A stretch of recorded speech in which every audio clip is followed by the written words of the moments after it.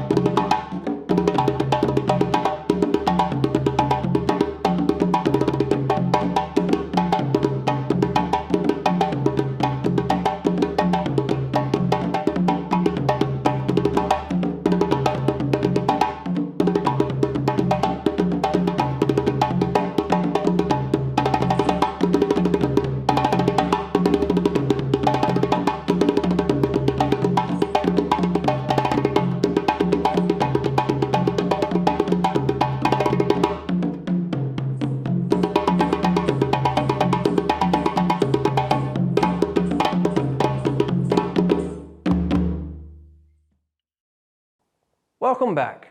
In part 3 of our 3-part video series with HoloRhythm, we're going to be learning how to play the rhythm called Fé. This rhythm, Fé, is a rhythm that was played for when people were coming to a village and being welcomed into that village. The young girls would do a dance, a performance, that was also known as Fé, and they would play with an instrument that was like a half-cut calabash gourd that would have dangly things along the edge of it that they would shake and toss into the air as part of their theatrical dance motions. And the rhythm that we're going to learn was being played while they did this dance. All 3 parts were known as Fé. It comes from Northeast Guinea. It's from the Malinke people, and the version I'm teaching was taught originally by Mamadi Keita, one of the great founders of West African culture here in the United States. When learning how to play rhythms, typically 2 accompaniments that you'll learn on the djembe that are considered traditional. Sometimes you'll learn additional ones. You may sometimes learn breaks. You may learn long solos that are either considered traditional or creations of a teacher or the teacher you're learning from. And then you would have these other instruments over here known as the dunum, that'll play the melody that you'll get introduced to here soon. So let us quickly go into first accompaniment, the first one that we're going to learn. To get us started, you need to learn something called the signal. The signal tells you when to start and to stop your music. And so in this rhythm, the signal sounds like this.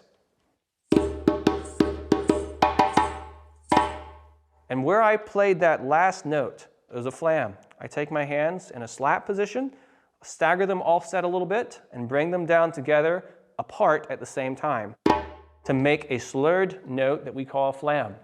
And if you listen to the signal, it is exactly 4 beats long, so that when I get to the 5th beat after the signal, that's where you would place the flam if we were ending, or in the case of starting, that's where you start playing the accompaniment in terms of time. So let me demonstrate again. This is the signal. And then the flam at the end indicates the change. So first accompaniment on the djembe, demonstrated on the djembe alone, sounds like this after a signal.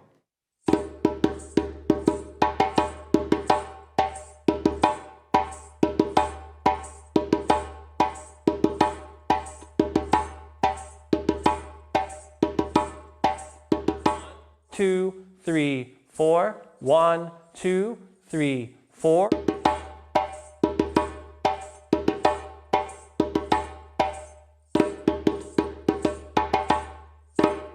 So that was first accompaniment. Second accompaniment for Fé 1 sounds like this after a signal.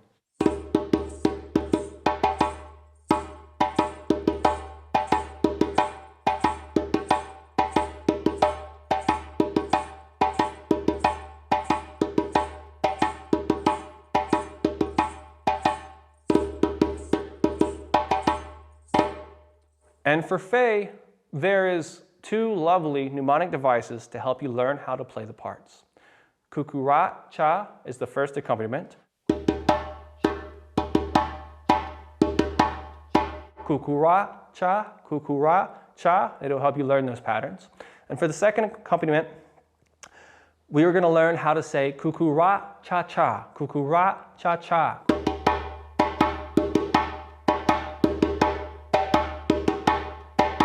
Kukura, cha, cha, kukura, cha, cha. I'd now like to demonstrate these two accompaniments played alongside with the dunum. I'd like to introduce you to Kyra. Can we say hi, Kyra? So Kyra is going to be playing the dunum for the rhythm fe for us, and we're going to demonstrate the two accompaniments. We'll start with first accompaniment after the signal. Here we go.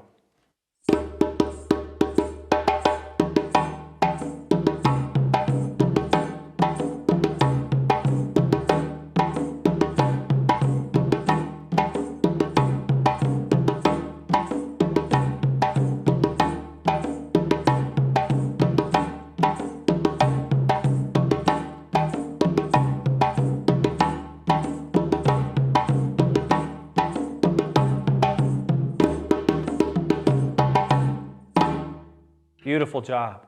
Now we're going to demonstrate to you second accompaniment for the rhythm fe with dunum.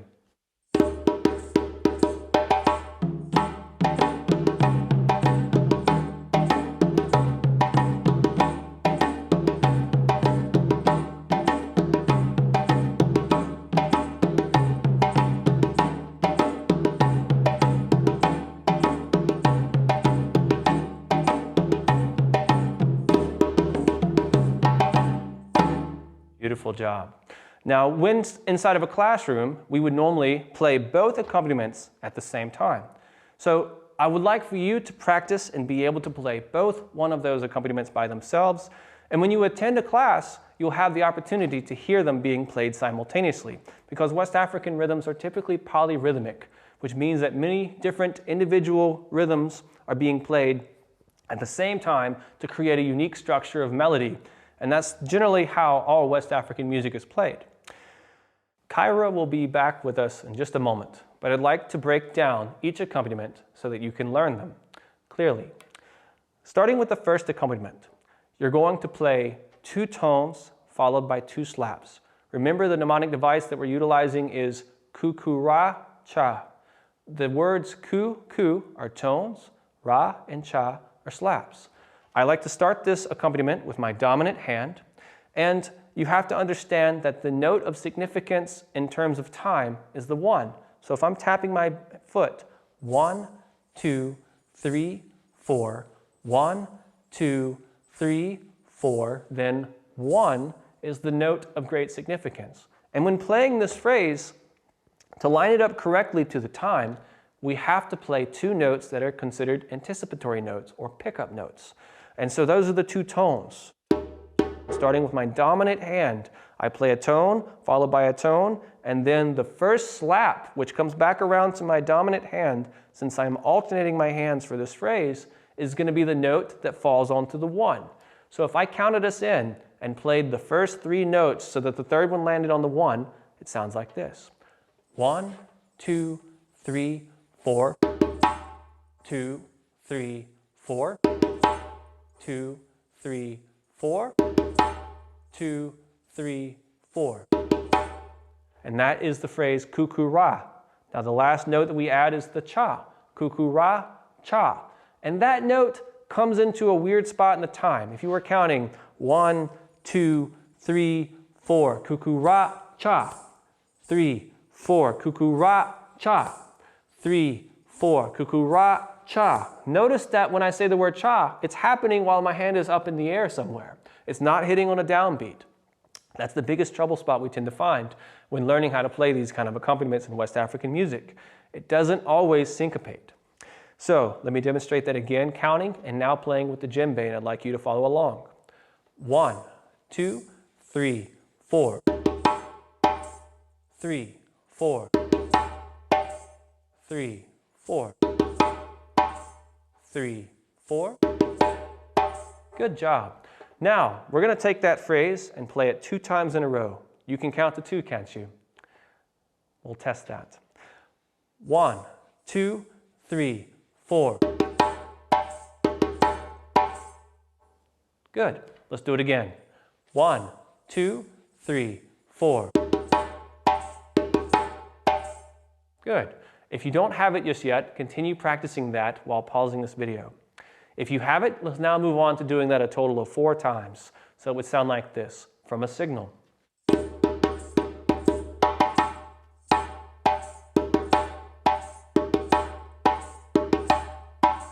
One, 2, 3, 4.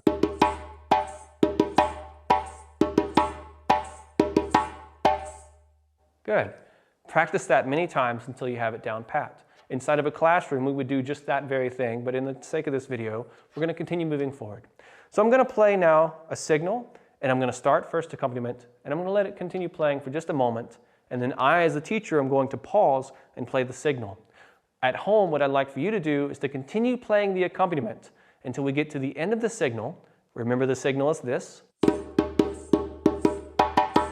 You wait until we get to the last note of the signal, in which case you stop playing as well, and then all of us together play a flam, like so. Here we go. First accompaniment for the rhythm Fe.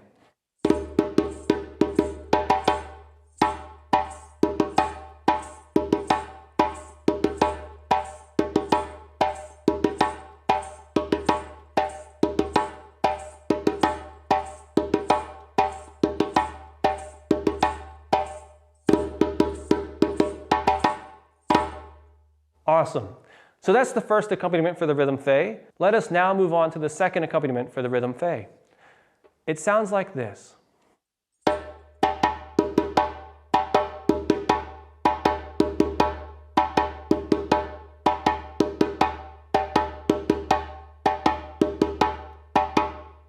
So the mnemonic device we're going to use in this rhythm for this accompaniment is ku-ku-ra, cha-cha. So the first few notes that I play are tones.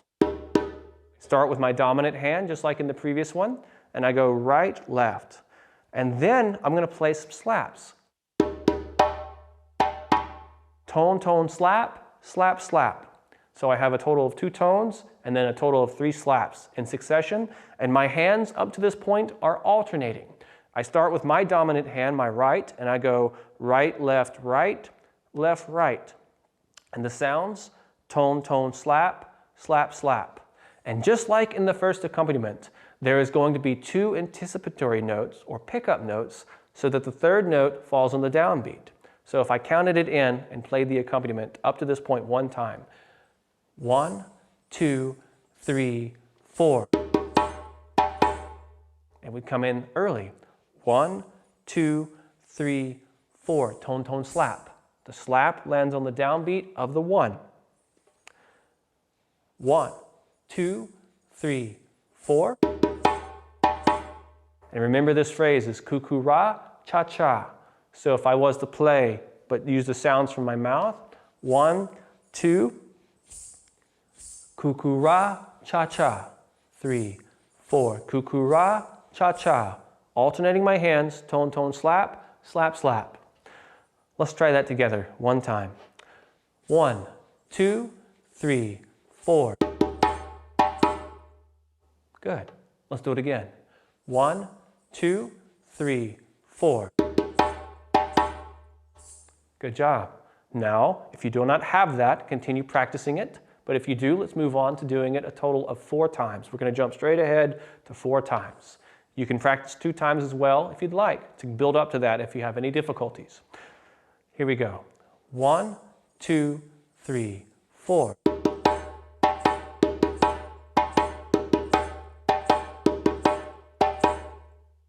Who had difficulty with that? If you did, it was probably on where to stop and where to start over again. And with this accompaniment, if I play starting with my dominant hand and play the pattern all the way through, right, left, right, playing tone, tone, slap, slap, slap. And the last note that I played was a slap with my dominant hand. And so then you might ask, well, then how do I start over again? And the answer to that question is exactly the same way every single time. But what that means is that when playing the accompaniment 1 time by itself, by the way we're playing it, you're going to play right, left, right, left, right. So if I do that more than 1 time, then I go right, left, right, left, right, right, left, right, left, right, so that I end up doubling with my dominant hand. And for the left-handers out there, I apologize. I'm only teaching it right-handed, but I have a feeling you're used to making the switch. So, paying attention to that when you stop, the last note that you played was your dominant hand, the same that you started, and starting over again, that you keep the handing the same, then you're going to end up doubling there. So let's pay attention to that detail while continuing to do it 4 times. Here we go together. 1, 2, 3, 4.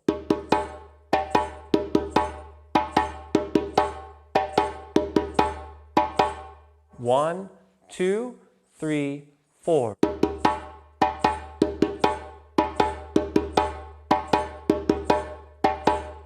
Fantastic. Now I'm going to play a signal now, and we're going to loop it for just a little bit, and you can utilize this for your practice. Here we go together.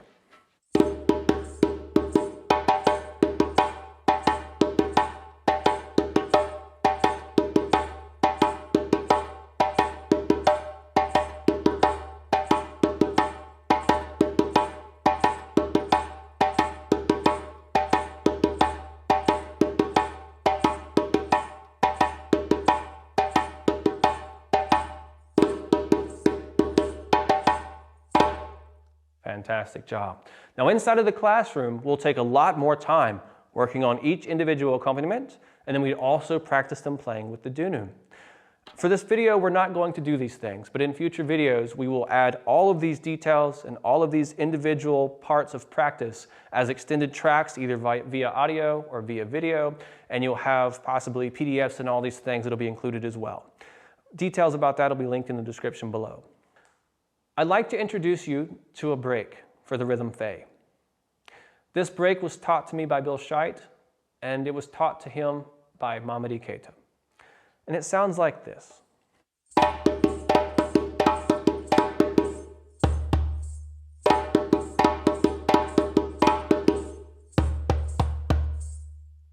That's the break in its entirety. And what you will play are the bass notes that I'm playing. When you hear the other parts that I affectionately call crackadoos, there's 4 crackadoos. We have 4 crackadoos. Crackadoo, crackadoo, crackadoo, crackadoo. Your response to one person playing that is the first time around playing 2 bass notes. Try that with me.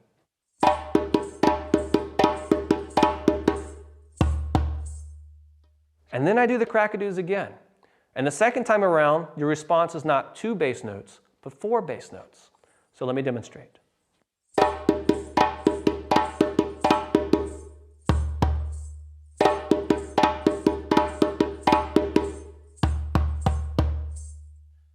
And after those 4 bass notes, you heard my foot tap. That's the one of the rhythm.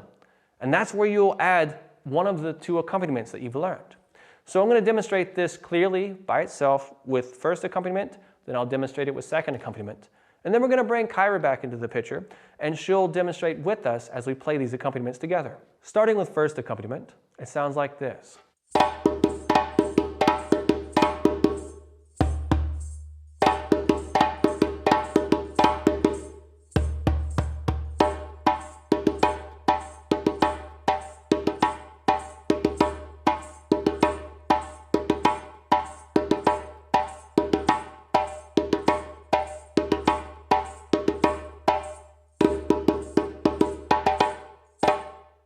That was with first accompaniment. Now we'll do the same thing with second accompaniment. It sounds like this.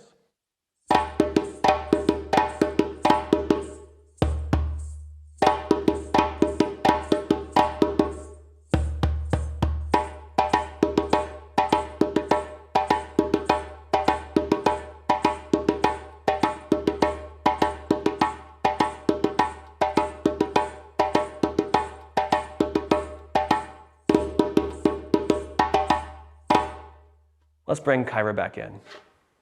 I'm going to demonstrate the break into the first accompaniment. Then we're going to play the break in the middle without any hesitation. You'll continue to play the bass notes just like you did before and pause just before that.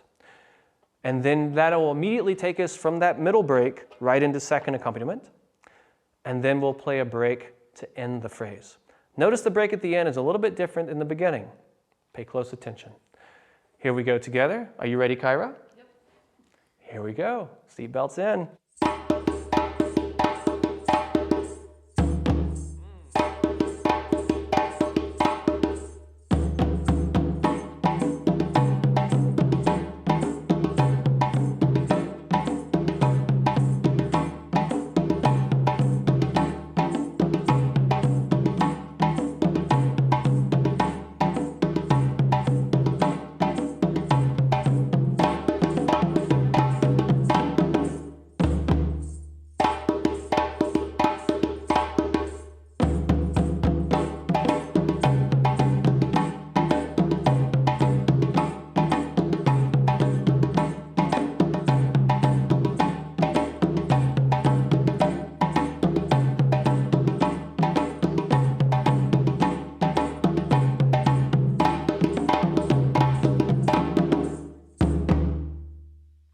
And that for you is the rhythm Fe 1 from Mamadi Keita. And now that you've learned all the basics of the rhythm Fe, I would like you to play along with us. And I'm going to demonstrate some ideas of improvisational soloing that you too can learn to develop in time as you continue taking classes with us. Enjoy.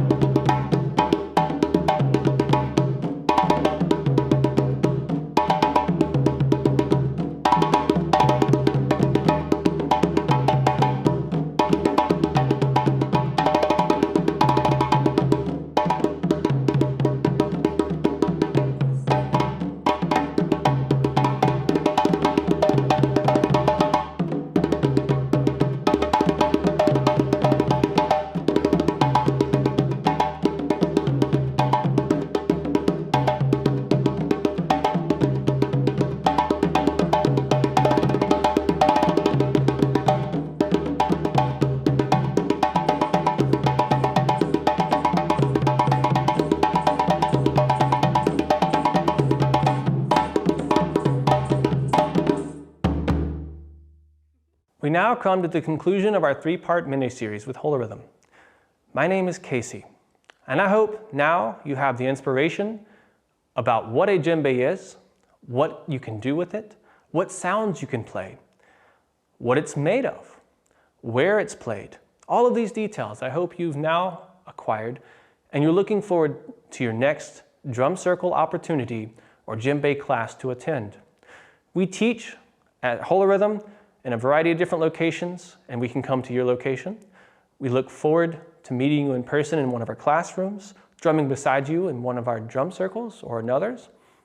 And if you'd like to learn more about what we do and who we are, you can visit us on holorhythm.org, and you can also see us at all of our social media channels at HoloRhythm or HoloRhythm Community Drum School. We would like to thank Forged Film Company and Spencer.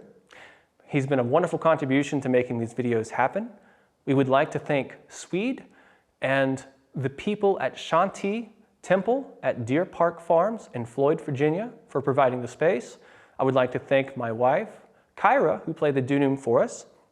And I would like to thank all of the teachers who have come before me. Mamadi Keita, Bill Scheidt, Forrest Matthews, Buntu Rabi Lefwich, and many more. But those are the ones that have been giving me the greatest teaching at the foundation of my own learning. And last, I would like to thank my djembe. This is my friend Leaf, and I am here because of Leaf. I hope you enjoyed, and I look forward to seeing you in future iterations at HoloRhythm. Take care.